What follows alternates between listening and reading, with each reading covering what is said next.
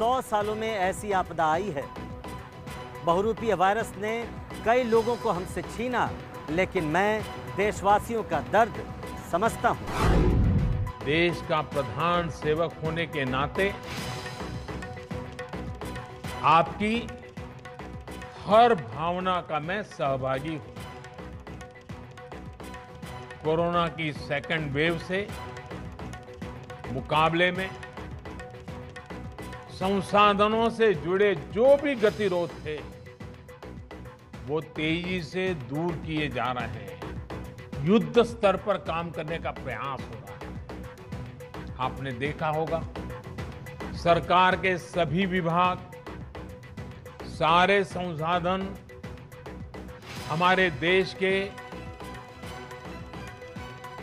सुरक्षा बल, हमारे साइंटिस्ट, हर कोई दिन रात कोविड की चुनौती का मुकाबला करने में एकजुट है। पीएम मोदी ने आज फिर संदेश दिया, कोरोना से बचने के लिए टीका जरूर लगवाएं, लेकिन टीका लगवाने के बाद भी मास्क पहने और 2 गज की दूरी जरूर अपनाएं। दिल्ली में धीरे धीरे कोरोना से लेकर ऑक्सीजन पर हालात काबू में आ रहे हैं, लेकिन इस पर हो रही सियासत कम नहीं हो रही है। बीजेपी ने आरोप लगाया कि दिल्ली की वजह से दूसरे राज्यों को ऑक्सीजन का नुकसान हुआ। बीजेपी ने petroleum and explosive safety organisation यानी पेसो की एक रिपोर्ट के हवाले से आरोप लगाया है कि दिल्ली सरकार के पास ऑक्सीजन स्टोरेज की क्षमता नहीं है और इसका खामियाजा दूसरे राज्यों को भुगतना पड़ रहा है। किसी प्रकार का alternate storage space Arvind Kejriwal ji ने दिल्ली में निर्मित नहीं किया था और दिल्ली में मौजूद नहीं था।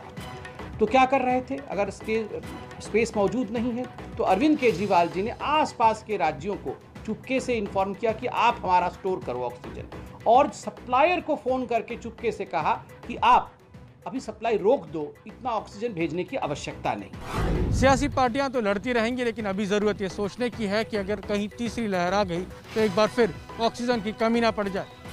इस समय देश को सियासत नहीं, कोरोना से लड़ने का प्लान चाहिए। मोदी सरकार में मंत्री सदानंद गौड़ा ने वैक्सीन की कमी को लेकर दिया है विवादित बयान। बोले, अगर वैक्सीन नहीं दे पा रहे तो क्या फांसी पर लटका दोगे? देश में ऑक्सीजन और वैक्सीन की कमी पर सुप्रीम कोर्ट से लेकर हाई कोर्ट तक सरकारों से सीधे सवाल कर रहे हैं।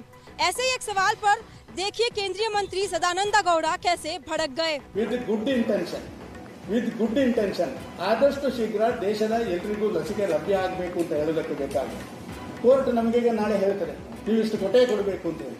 ನಮ್ಮಲ್ಲಿ ಮ್ಯಾನುಫ್ಯಾಕ್ಚರ್ ಆಗಲಿಲ್ಲ, ನಾವು ನಮ್ಮಷ್ಟಕ್ಕೆ ನೆನಕೊಳ್ಳಿಕ್ಕಾಗುತ್ತಾ? सदानंद गौड़ा के फांसी वाले बयान पर सियासी हड़कंप जारी है। कांग्रेस बोली कि फांसी नहीं, पद से इस्तीफा दो। कोरोना वायरस पर उत्तराखंड के पूर्व मुख्यमंत्री त्रिवेंद्र सिंह रावत का अजीब बयान। कहा कोरोना वायरस भी प्राणी है, उसे भी जीने का अधिकार है। उनके बयान पर मचा हंगामा। वो वायरस भी एक प्राणी है, हम भी एक प्राणी हैं। हम अपने आप को ज़्यादा बुद्धिमान समझते हैं, हम समझते हैं कि हम ही सबसे ज़्यादा बुद्धिमान हैं, लेकिन वो प्राणी भी जीना चाहता है और उसको भी जीने का अधिकार है। हम उसके पीछे लगे हुए हैं, वो अपने बचने के लिए अपना रूप बदल रहा है, वो बहुरूपिया हो गया। बीजेपी नेता त्रिवेंद्र सिंह रावत का ये बयान कल से ही वायरल है, जिस पर सियासत भी खूब हो रही है। रावत का यह बयान ऐसे समय पे आया जब देश कोरोना की दूसरी लहर से जूझ रहा है। उत्तराखंड समेत देश के 18 राज्यों पर कोरोना के चलते टोटल लॉकडाउन जैसी पाबंदियां हैं, इसलिए गुस्सा तो फूटेगा ही। गोवा के सरकारी अस्पताल में पिछले 4 दिनों में 70 से ज्यादा मरीजों की मौत से मचा हड़कंप। हाईकोर्ट में गोवा सरकार बोली ट्रक से ऑक्सीजन लाने में हुई दिक्कत की वजह से ज्यादा जाने गई। गैस प्लांट से ये ऑक्सीजन लीक हो रही है गोवा के अस्पताल में। इस अस्पताल में पिछले 4 दिनों में कोरोना के 70 से ज्यादा मरीजों की मौत हुई है। इसमें 13 मौतें बीती रात हुई है। इतनी ज्यादा मौत की वजह गोवा सरकार ने क्या बताई, ये जानकर आप हैरान रह जाएंगे। बॉम्बे हाईकोर्ट में गोवा सरकार ने कहा ऑक्सीजन लाने में देरी की वजह से ज्यादा मौतें हुई। देरी इसलिए हुई क्योंकि प्रशासन के पास ट्रक से ऑक्सीजन उतारने के लिए एक्सपर्ट ड्राइवर नहीं था। इतने लोगों की मौत और गोवा सरकार का यह बयान गुस्सा और बढ़ाता है। वैसे मरीजों की हुई मौत के मामले में गोवा सरकार ने एक जांच कमेटी का गठन किया है और 3 दिनों में रिपोर्ट सौंपने को कहा है। एक तरफ गोवा जहां कोरोना के महामारी से जूझ रही है, दूसरी तरफ स्वास्थ्य मंत्री विश्वजीत राणे और मुख्यमंत्री प्रमोद सावंत के बीच काफी मतभेद उभर कर सामने आ रहा है। स्वास्थ्य मंत्री विश्वजीत राणे ने खुद माना है, स्वास्थ्य मंत्री होते हुए भी उनका कहना है कि उन्हें नहीं पता कि रात के 1 बजे के बाद सुबह 6 बजे के बीच इतनी मौतें क्यों हो रही है। और यहाँ तक उन्होंने कहा कि हाई कोर्ट को इस मामले का संज्ञान लेते हुए इस मामले की इंक्वायरी की जानी चाहिए। दूसरी तरफ एक दूसरे विधायक जो है रूलिंग पार्टी के, उन्होंने स्वास्थ्य मंत्री पर ही आरोप लगाया है कि उनकी मिलीभगत हो सकती है कि जिसकी वजह से इतनी सारी मौतें हो रही है। अपोजिशन भी इस आरोप प्रत्यारोप के खेल में पीछे नहीं है और एक यहाँ पे कंप्लेन फाइल किया गया है पुलिस के पास स्वास्थ्य मंत्री के खिलाफ, ये कहते हुए कि उनकी ऑक्सीजन कंपनीज के साथ मिलीभगत है और जिसकी वजह से ऑक्सीजन सप्लाई में कमी होने के बावजूद भी कॉन्ट्रैक्ट जो है एक कंपनी को दिया गया है और इसमें FIR दर्ज की जानी चाहिए। हम भोपाल के पास रातीवाड़ गांव में हैं। इस रातीवाड़ गांव में भी कई घरों में सर्दी जुकाम बुखार के मरीज मिल रहे हैं। हालांकि गांव के लोग सतर्कता तो बरत रहे हैं, अब मास्क लगा के निकलते हैं।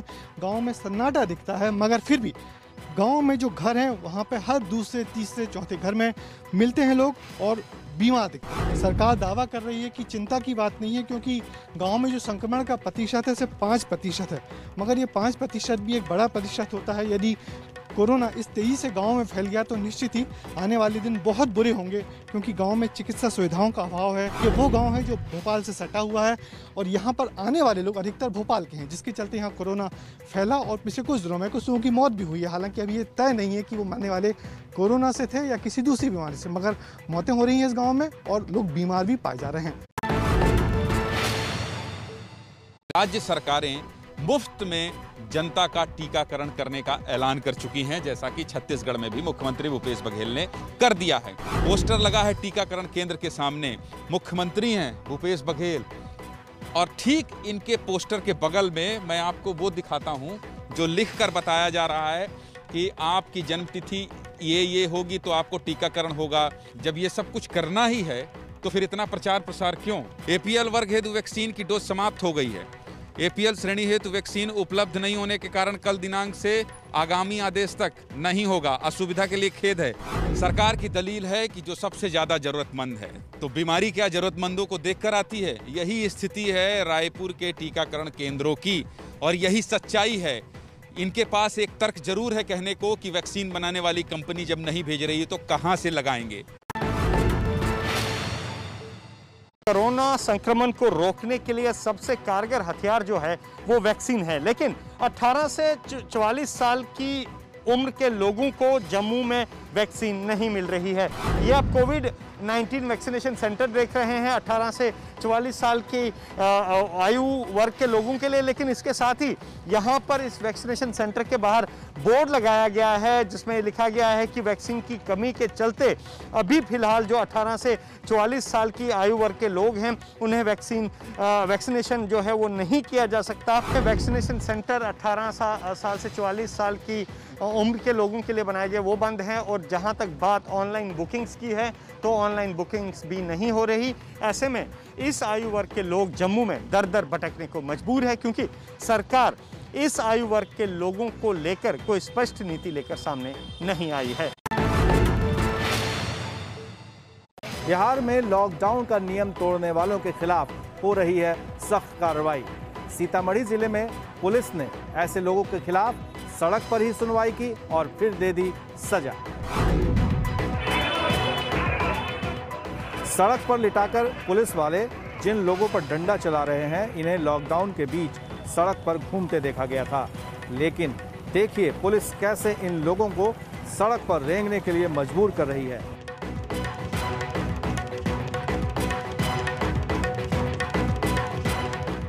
किसी को सड़क पर रेंगवाया तो किसी से उठक बैठक लगवाई। हालांकि कुछ संगठन पुलिस के इस कड़े रवैये पर सवाल भी उठा रहे हैं। बिहार में नीतीश सरकार ने कल ही 25 मई तक लॉकडाउन बढ़ाने का फैसला लिया है। नीतीश सरकार का मानना है कि लॉकडाउन के अच्छे नतीजे आए, इसलिए इसे बढ़ाया गया है। देश भर में आज ईद उल फित्र का त्यौहार मनाया जा रहा है। मैं इस समय दिल्ली के जामा मस्जिद के अंदर मौजूद हूँ। आप देख सकते हैं जामा मस्जिद जो भरा रहता था, हज़ारों की संख्या में यहाँ लोग नमाज अदा करने आते थे, सफ़ों में खड़े होते थे, लेकिन ये मस्जिद आज सूनी पड़ी है। कोई भी ईद नहीं मना रहा, सिर्फ नमाज पढ़ी जा रही है ईद की, क्योंकि जिस तरह का माहौल चल रहा है, गमज़दा लोग हैं, तो ये खुशियों का त्यौहार है, तो गमज़दा माहौल में किस तरह मनाएंगे। ज़्यादातर लोगों ने अपने घर में नमाज़ पढ़ी है और जो भी सरकार की गाइडलाइन थी उसके थ्रू लोग इस त्यौहार को मना रहे हैं। ईद के त्यौहार के दिन आज यहाँ पर सन्नाटा छाया है, खामोशी छाई हुई है और पुलिस की जो निगरानी है वो सख्त है और अगर कोई बाहर निकल भी रहा है तो पुलिस उससे पूछताछ करके उसको वापस भेज दे रही है। भारत में रूस से आई कोरोना वैक्सीन की कीमत का ऐलान हो गया है। इसके एक डोज का दाम करीब 1000 रुपए होगा। भारत में स्पुतनिक वैक्सीन की कीमत तय हो गई है। इस वैक्सीन को डिस्ट्रीब्यूट करने वाली कंपनी डॉक्टर रेड्डीज के मुताबिक स्पुतनिक वैक्सीन की कीमत 948 रुपए होगी और इस पर 5% GST लगेगा, यानी स्पुतनिक वैक्सीन की कीमत 995 रुपए होगी। डॉक्टर रेड्डीज ने यह भी कहा है कि जब वैक्सीन को लेकर लोकल सप्लाई शुरू हो जाएगी तो कीमतें और भी कम हो सकती हैं। सॉफ्ट लॉन्च के बाद आज हैदराबाद में स्पुतनिक वैक्सीन की पहली डोज दी गई। डॉक्टर रेड्डीज के एक अधिकारी दीपक सापरा को भारत में स्पुतनिक वैक्सीन की पहली डोज दी गई। आम लोगों को अगले हफ्ते से ये वैक्सीन मिलने लगेगा। स्पुतनिक 5 वैक्सीन रूस में तैयार की गई। इसे कोविड-19 के खिलाफ काफी कारगर माना जा रहा है। अगले कुछ महीनों के भीतर इसके व्यापक उत्पादन का काम भारत में शुरू हो जाएगा। देश में जल्द आ सकती है नाक से लगने वाली कोरोना वैक्सीन। इस वैक्सीन के कई फायदे हैं और ये नेजल वैक्सीन कोरोना की लड़ाई में गेम चेंजर साबित हो सकती है। नेजल वैक्सीन के पहले फायदे समझिए। इंजेक्शन से वैक्सीन लगाने की जरूरत नहीं पड़ेगी। नाक के अंदरूनी हिस्सों में इम्यूनिटी तैयार होने से सांसों से वायरस के संक्रमण का खतरा कम होगा। नेजल वैक्सीन से फेफड़ों के ऊपरी हिस्से और नाक पर भी सुरक्षा होगी। इंजेक्शन से वैक्सीन नहीं लगेगी तो हेल्थ केयर वर्कर्स को ट्रेनिंग की जरूरत नहीं होगी। इसका उत्पादन आसान होगा जिससे वैक्सीन वेस्टेज की संभावना घटेगी। इसे आप अपने साथ कहीं भी ले जा सकते हैं और स्टोरेज की भी समस्या कम होगी। नेजल वैक्सीन में केवल 4 बूंदें ही लेनी होती हैं। पोलियो ड्रॉप की तरह 2-2 बूंदें दोनों नथुनों में। भारत बायोटेक ने अपनी इस नेजल वैक्सीन के क्लिनिकल ट्रायल अप्रैल के महीने में शुरू कर दिए हैं और भारत सरकार के मुताबिक अगर सब कुछ ठीक रहा तो जल्द ही 10 करोड़ डोज उपलब्ध हो जाएंगी। यूपी से लेकर बिहार तक गंगा में जो अज्ञात लाशें मिल रही हैं, क्या उनसे फैल सकता है कोरोना वायरस? ये सवाल अब तेजी से उठ रहे हैं। बिहार के बक्सर की ये तस्वीरें देखिए। यहाँ गंगा के पानी में लाश है जिन्हें हमने थोड़ा धुंधला किया है। यूपी के बलिया में भी गंगा किनारे अज्ञात शव मिल रहे हैं। अभी तक ये साफ नहीं है कि ये शव कोरोना मरीजों के हैं या नहीं। हालांकि आशंका यह है कि कोरोना से मौत के बाद लोगों ने मजबूरी में ही अपनों के शव गंगा में बहा दिए। उसी के बाद सवाल उठने लगे कि क्या इन शवों से कोरोना वायरस पानी में फैल सकेगा। देखिए, अगर किसी का डेथ हुआ है तो उसका प्रॉपर लास्ट राइट्स होना चाहिए। पानी से कोरोना फैलने के सबूत अब तक नहीं मिले हैं। 1% केस में ही वायरस मुंह से शरीर में जाता है। ज्यादातर संक्रमण नाक और आंखों से पाया गया है। इसके अलावा शवों से संक्रमण होने का दावा नहीं है। साफ है कि एक्सपर्ट ऐसे गंगा में अज्ञात शवों के बहाने से कोरोना फैलने का खतरा नहीं बता रहे हैं, लेकिन एक बात तो स्पष्ट है कि ऐसे शवों के बहाए जाने से दूसरी बीमारियों का खतरा जरूर है। दिल्ली में हर दिन तेजी से गिर रहे हैं कोरोना संक्रमण के मामले। पिछले 24 घंटे में दिल्ली में करीब 8,500 नए मामले सामने आए। वहीं संक्रमण दर भी करीबन 12% के पास पहुंच गई है। दिल्ली के मुख्यमंत्री अरविंद केजरीवाल आज बोले, केस भले ही कम हो गए हों लेकिन लॉकडाउन में ढील न बरतें लोग। केजरीवाल ने ऐलान किया कि जिन बच्चों के सिर से कोरोना ने माता पिता का साया छीना है उनका खर्च सरकार उठाएगी। मैं ऐसे सभी बच्चों को कहना चाहता हूँ कि उनके दुख को मैं समझता हूँ, पर आप चिंता मत करना बच्चों। आप अपने आप को अनाथ मत समझना। मैं हूं ना। किसी भी बच्चे की पढ़ाई बीच में छूटने नहीं देंगे। हर बच्चे की पढ़ाई जारी रहेगी। हर बच्चे की पढ़ाई और उन बच्चों की परवरिश का खर्चा सरकार उठाएगी। दिल्ली में मामले भले ही कम हो गए हों, लेकिन गंभीर मरीजों की संख्या अभी भी काफी ज्यादा है और इस वजह से दिल्ली में मौतें भी ज्यादा हो रही हैं।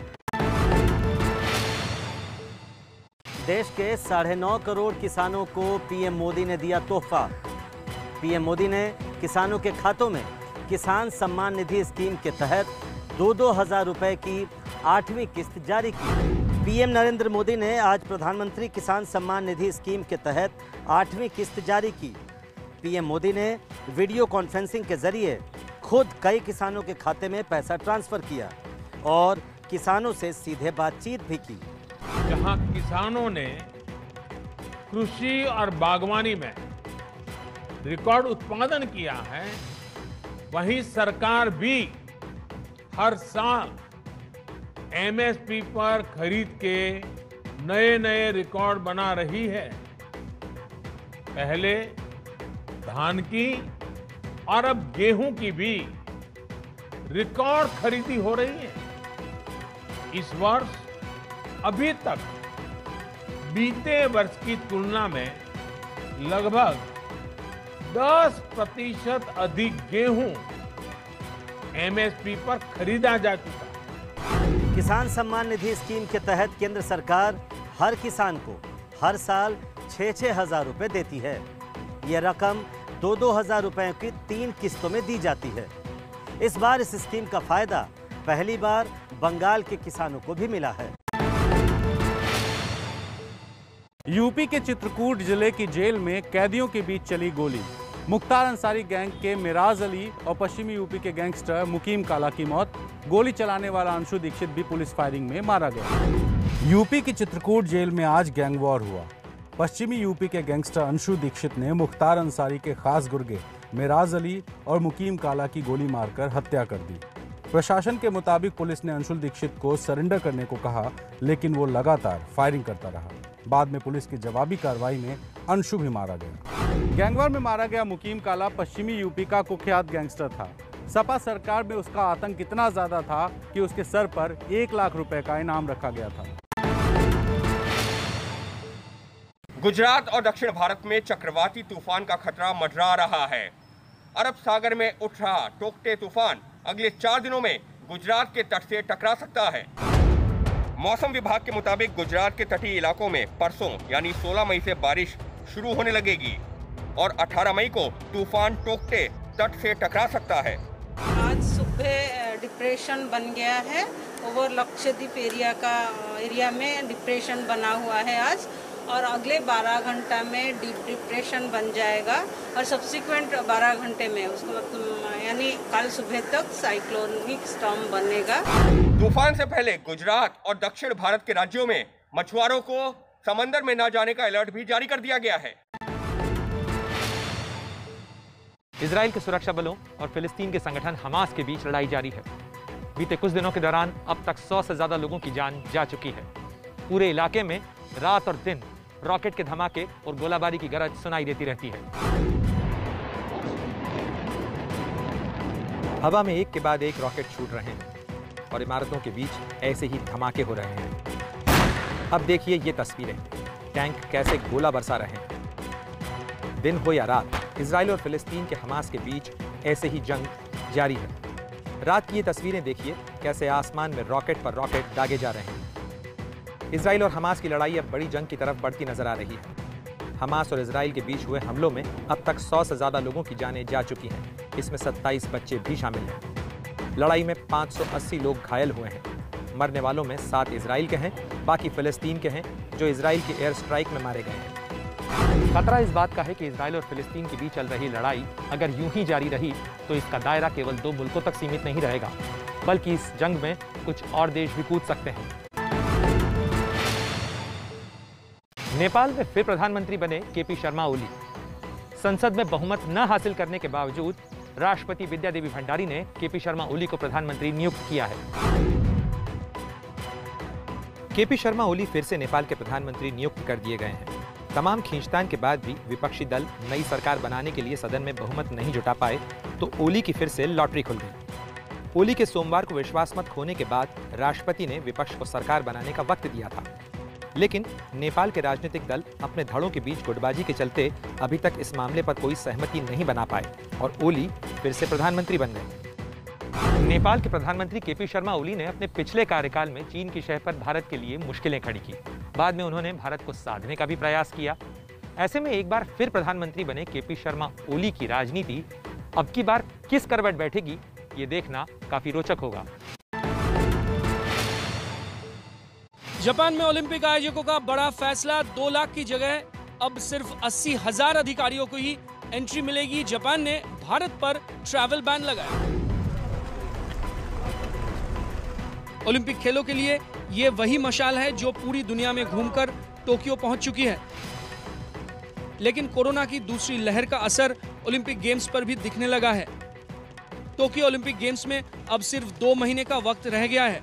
इससे पहले टोक्यो ऑर्गेनाइजिंग कमेटी ने ओलंपिक और पैरा ओलंपिक के लिए विदेश से आने वाले अधिकारियों की संख्या को 60% तक कम करने का फैसला लिया है। इन दोनों इवेंट को मिलाकर करीब 1,80,000 अधिकारी टोक्यो पहुंचने वाले थे। अब सिर्फ 80,000 अधिकारी ही इवेंट के लिए आ सकेंगे। वहीं भारत के लिए भी मुश्किलें बढ़ गई है। जापान ने भारत पर अनिश्चित काल के लिए ट्रैवल बैन लगा दिया है।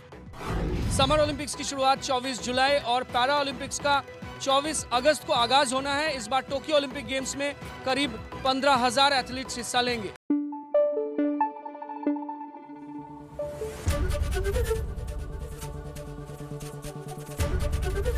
एबीपी न्यूज आपको रखे आगे।